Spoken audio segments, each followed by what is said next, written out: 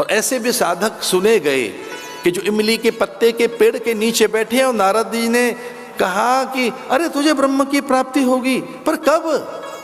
पूछ के बताऊंगा।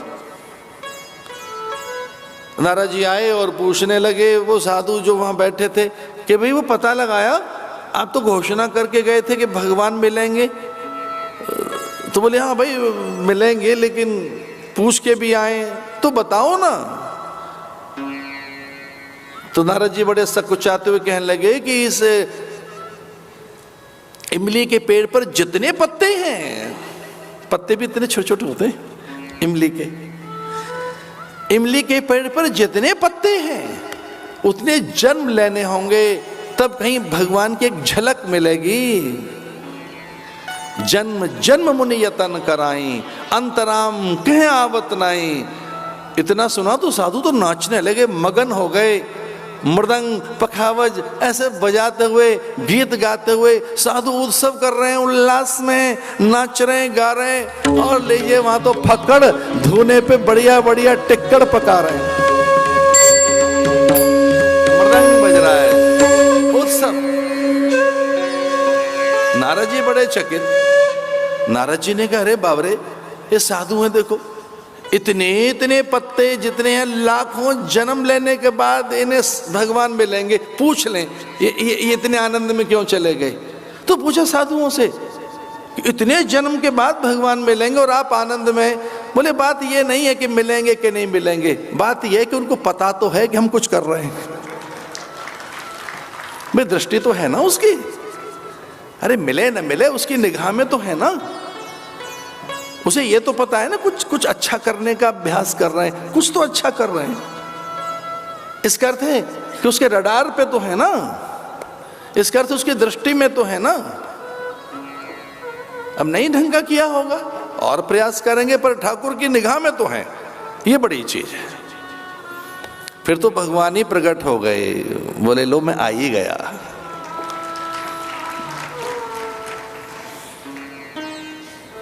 यशदा यशोदा, जो दूसरे का यशदान करे। इसी बात से हर्षित हो गई रमा ब्रह्माणी रुद्राणी। वे नाना प्रकार के फल फूल लेकर आई थी और नाना प्रकार की दिव्य औषधियां। देखो ये लड़ुआ बालूशाही, ये ब्रज के पकवान हैं। ये लड़ुआ बालूशाही, मक्खन मिश्री गौरस, झुंड का झुंड आंगन में। एक अद्भुत उत्सव है, उसका नाम है नंदोत्सव, क्योंकि नंद बाबा आनंद में हैं। तो जो दूसरे के आनंद का कारण बने उसी का नाम नंद है। तो अगर हो सके तो एक काम करना, भोर से लेके दोपहर तक, दोपहर से लेके सांझ तक, और पूरे जीवन में एक काम करना, दूसरों के आनंद का कारण बनो, परमात्मा घर में आ जाएगा। उनके दुख का कारण मत बनो।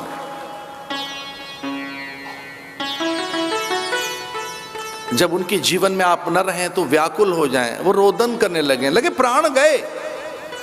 ऐसे बनो दूसरों के लिए। बिछुरत एक प्राण हर लेहि, मिलत एक दारुण दुख देहि।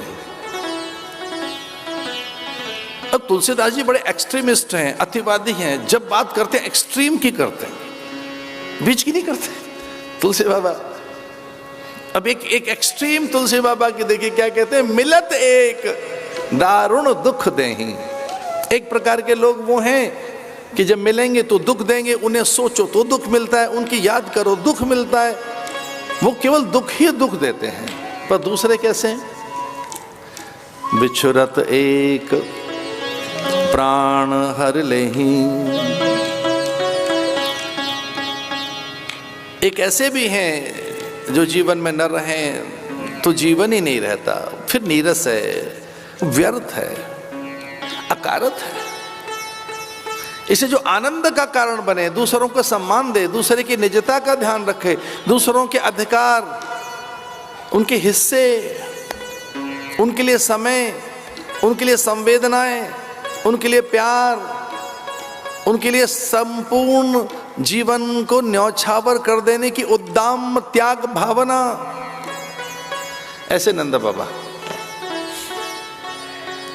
तो नंद और यशोदा जो दूसरों के लिए, दूसरों के आनंद और यश के लिए हैं। और सहसा एक और घटना हो गई, क्योंकि भगवान ने विष्णु और माया, अपनी माया को आदेश दिया, तो लक्ष्मी जी को लगा कि भगवान ने हमें कभी कोई आदेश नहीं दिया है, कभी नहीं। भगवान ने इतना आदर किया लक्ष्मी जी का, उसे कभी तू नहीं कहा। घर की बहू बेटियों को तू मत बोलो, तू का अर्थ है प्रेम में तू कह दो, पर तू का अर्थ यह है कि अनादर न करो, उपेक्षा न करो, अपमान न करें। लक्ष्मी रूठ जाती है, क्योंकि प्राय माताओं में लक्ष्मी जी ही रहती है। तो जिस नारायण ने अपनी पत्नी भार्या लक्ष्मी को कभी तू न कहा हो, कोई काम न बताया हो, कभी भी नहीं, कभी नहीं, तो लक्ष्मी जी को लगा कि इन्होंने कभी कुछ काम तो बताया नहीं, आज अपनी ओर से ये काम कर दें। तो लक्ष्मी जी नारायण को प्रसन्न करने के लिए वेश बदलकर ब्रज में आ गए।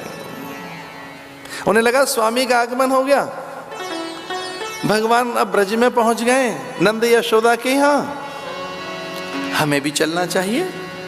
तो लक्ष्मी जी भी वेश बदलकर, और वो विचार करने लगी कहां जाएं, फल फूल में, यमुना में, गौ बछड़ों में, यहाँ के सन्नारी कुमारी तरुणी युवतियों में, प्रौढ़ा अथवा वृद्धाओं में, किसके पास चले जाऊं जिनका मुंह पोपला हो गया है और जिनके पेट में आंत नहीं, मुंह में दांत नहीं रहे, ऐसी बुढ़ियाओं के बीच में रहें, वहां अच्छा लगेगा ना।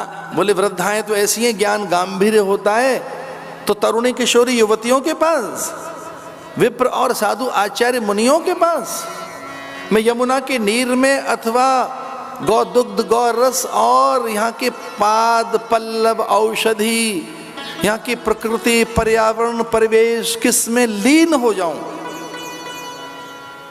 कहां चली जाऊं, कहां रहूं?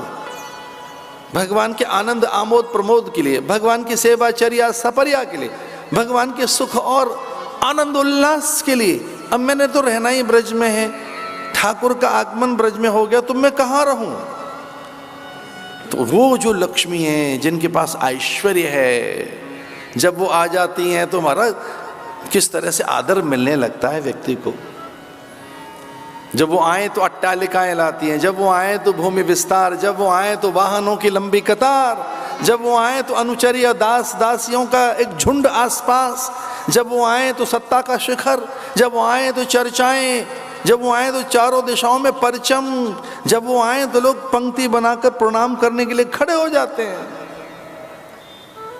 तो ऐसे लक्ष्मी जी का जैसे ही आगमन हुआ ब्रज में, तुरंत विचार किया कि ठाकुर को प्रसन्न करने के लिए, माधव केशव मुकुंद बनवारी गिरधारी मधुसूदन और जगन्नाथ को प्रसन्न करने के लिए, ये द्वारिकाधीश और श्रीनाथ, बद्रीनाथ या गोविंद देव को प्रसन्न करने के लिए कहां जाना चाहिए? जानते हो वो कहां चली गई? वो धूल में धूल धूसरित हो गई, मृदगण गांव में ब्रज की रज में समाहित हो गई, ये कहकर बहुत हुआ आदर मान सम्मान, मैं तो यहाँ की धूल में वास करूंगी।